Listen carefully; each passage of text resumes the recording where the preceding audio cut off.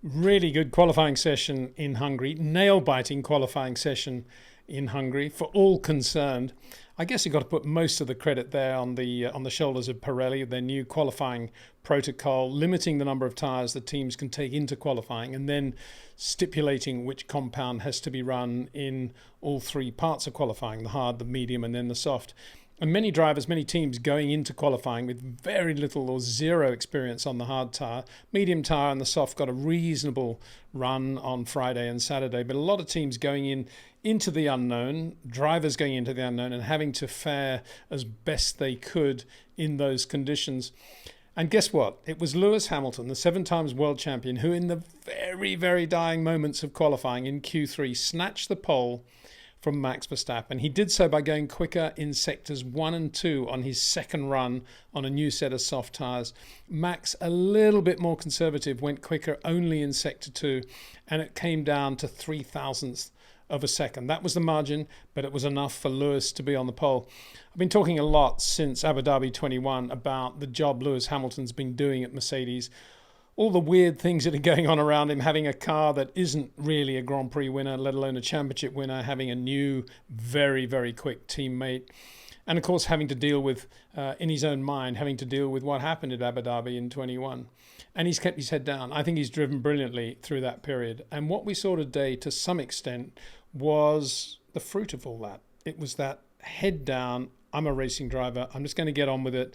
I've made it through Q1, which his teammate George Russell didn't do. And that would have given, although they'll never talk about this, that would have given Lewis a slight fillip. Here he was, again, the team leader at Mercedes with the team on his shoulders, the responsibility to do the job. George hadn't got through, horrendous traffic jams going into the last corner as they all lined up to try to do a quick lap at the end of Q1 on the hard tyre. And George just got totally messed up by the traffic, never got in a quick lap on that second run, that second set of tyres. So that was Lewis with that responsibility, and you could see that he was just enjoying every millisecond of what this is all about, because around Hungary, very few fast corners, not many places where the back end of that car is going to surprise you. And if you can get a reasonable balance, and everybody's kind of hunting in the dark anyway by having to go to different compounds in all three qualifying sessions, and as I say, plunging in the dark to some extent, it was actually the perfect storm for Lewis Hamilton. And he did it beautifully. He looked superb on the circuit. I've talked a lot about short corners, long corners, and I've always said Lewis, with Charles and with Max, is the epitome of a short corner driver in Formula One and still has that amazing talent. And it's enveloped by enormous finesse and subtlety. And that's what we saw today. He didn't get any track limits dramas. Max did, coming out of turn 5 in his first run in Q2. A lot of pressure on him to have to go out and get into Q3, which he did. Went out quite early, came in early, having made that mistake. Got the second set of tyres on in Q2 and went out when the track was clear and clearly made it through into Q3. There was an inconsistency that we couldn't really see from the outside, which obviously he was feeling, and it showed in the way his laps stacked up in Q3. He was quickest in the first run, but only by a tenth over Lewis. And going into the last run, the second set of new soft tyres, he only went quicker in sector 2, just found a couple of tenths in sector 2, whereas Lewis went quicker in sectors 1 and sector 3, and it was just enough to give him the pole.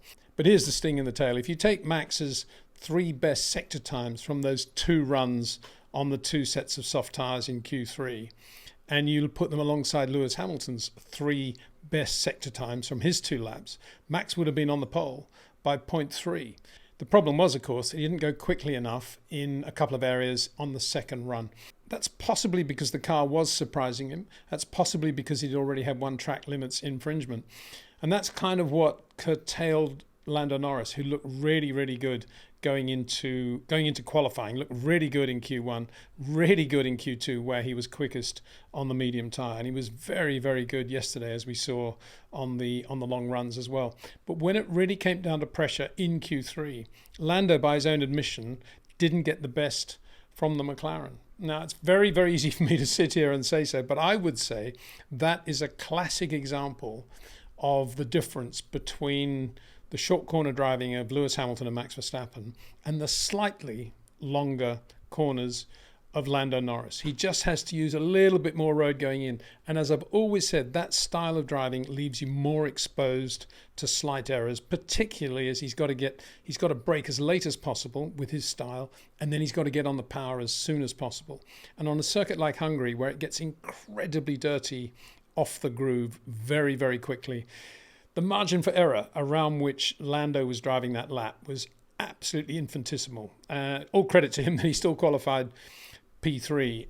And I think if you take into account the relative lack of experience of Oscar Piastri, that not only speaks to his talent qualifying P4 as he did, but also to the general improvements at McLaren. A horrendous day for Ferrari. The car was obviously very difficult to drive. We heard Charles Leclerc on the radio saying, the rears had gone off before the end of the lap. Charles, I thought, was driving really well. He was doing what Charles Leclerc does, beautiful short corners, looking really nice and neat, but destroying the tyres, as we heard. So the only thing you'd have to say there is maybe Ferrari, and therefore Charles, didn't manage the lap as well as Max and Lewis did in terms of trying to save those rears for Sector 3. The all-important Sector 3, because a lot of corners there, A and B, it's got that run onto the finishing straight, the longest straight, and that's obviously an absolutely critical part of the lap. So that never really happened, and Carlos Sainz never even made it through to Q3. Unbelievable, really, for Ferrari not to do that. Very disappointing.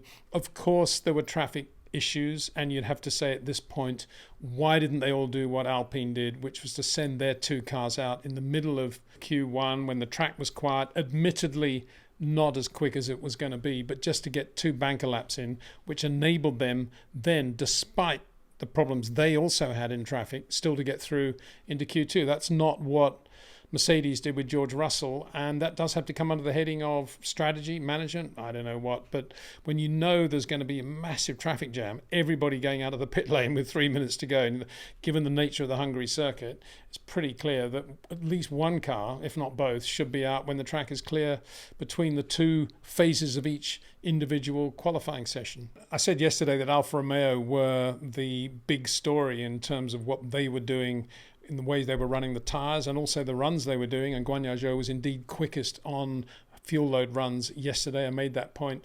Not quite sure how publicly aware everybody was of how good the Alfa was, but it continued today, continued in FP3, and it continued in qualifying on all three compounds. Really good on the hard tyre, very good on the medium tyre. Both cars through into Q3.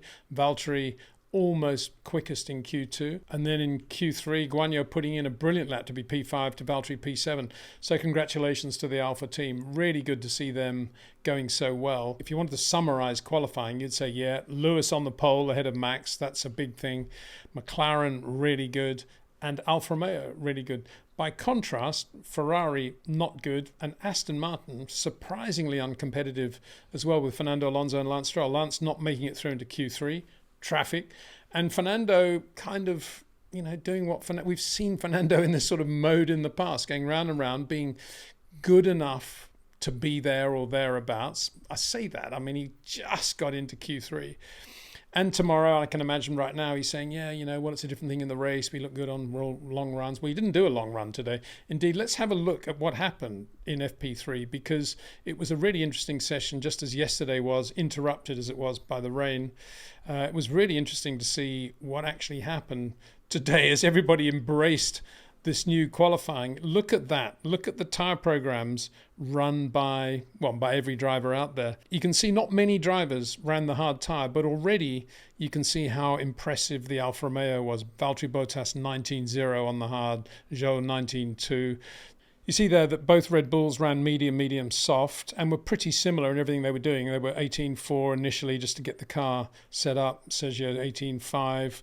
Then on the long fuel runs, 23.5, 23.4, and then they put a new set of soft tyres on at the end, 18.0, 18.0. Both did the same time. I guess that was also an indication that the Red Bull doesn't have the greatest of balances around Hungary, because if the lap wasn't good, you would have expected Max to be 0.2, 0.3 quicker than Perez on that lap. Interesting to see Ferrari adopted exactly the same tyre management strategy with Charles Leclerc 19.5 when Max is doing 18.4. So Ferrari is second off the pace. in setup mode. 18.1 on new tyres with a bit more grip. So yeah, you thought at that point Ferrari might be there or thereabouts. But look what they're doing on fuel runs. There's Charles Leclerc 24.0, Carlos Sainz 24.1, and the Red Bulls 23.5, 23.4 with fuel in the car. So yeah, a massive difference between them.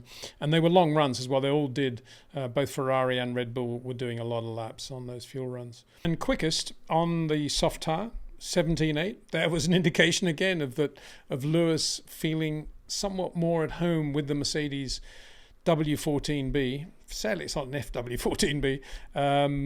Than he has of late. 17.8 on the soft tyre, whereas George Russell did an 18.1. So yeah, there's Lewis with confidence and beginning to enjoy his driving. Let's have a look at how they squared up. If you look at what they did on the various compounds, Lewis quickest on the soft tyre there, 17.8, Max 18.0. So there you go. There's the grid. Lewis was quickest on FP3 and he was quickest in qualifying.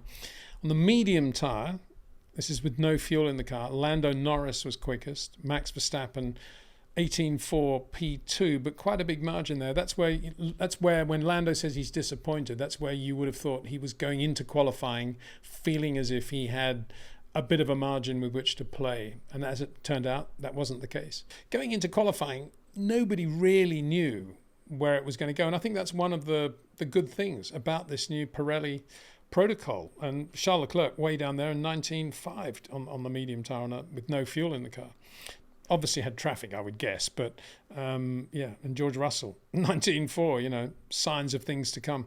And then on the hard tyre, surprisingly not many ran the hard tyre. I guess that a lot of the teams that didn't were just saving their two sets for Q1. But again, just to reiterate how good the Alfa Romeos did look on that hard tyre. And not many did a proper fuel run in FP3, but Max 23.1, Sergio Perez 23.4, they all did it on the medium tyre. Lewis 23.7, that also would have given him some confidence. Admittedly, it's only a 4-lap run with fuel in the car, whereas the two Red Bulls were running, did 11 laps each, beaten only by Ferrari, who were doing sort of 13, 14 laps with their runs. Yuki Tsunoda was quick in the AlphaTauri, quicker than the Ferraris on the long run. So you can imagine his disappointment in not getting through into Q2 due to traffic. But all credit to his new teammate, a certain Daniel Ricciardo, who did make it through using all his experience, his wily experience on getting a lap in when it really mattered, looking very smooth and fluid in the car. Good to have him back. So all in all, an enthralling qualifying session, partly because of Hungary, partly because of the state of the season, partly because of the new Pirelli protocol, partly because it was good to see Lewis Hamilton back again. I mean, that really, to me, was one of the great qualifying laps of Lewis, and to the backdrop of George not making it out of Q1. It's a bit like Monaco, when your teammate crashes in the first session, it elevates the other driver for the rest of the weekend. And I think that's what we saw a little bit with Lewis today in Hungary. I'm not saying in any way that he was pleased that George didn't get out of Q1. I'm just saying that psychologically it would have been, right, this is a different deal now. The responsibility of the team rests on my shoulders. This is what it's all about. This is what I've done before. I'm going to go out and see if we can get the pole and really enjoy this. And yeah, just as McLaren were absolutely in the sweet spot at Silverstone at various stages of the weekend, I think on that soft tyre, in that ambient, in Q3, the last phase of Q3, Lewis had that. He was in the zone, the car was in the zone, and he did the lap with no mistakes, thanks to being the driver that he always was and still is after all these years.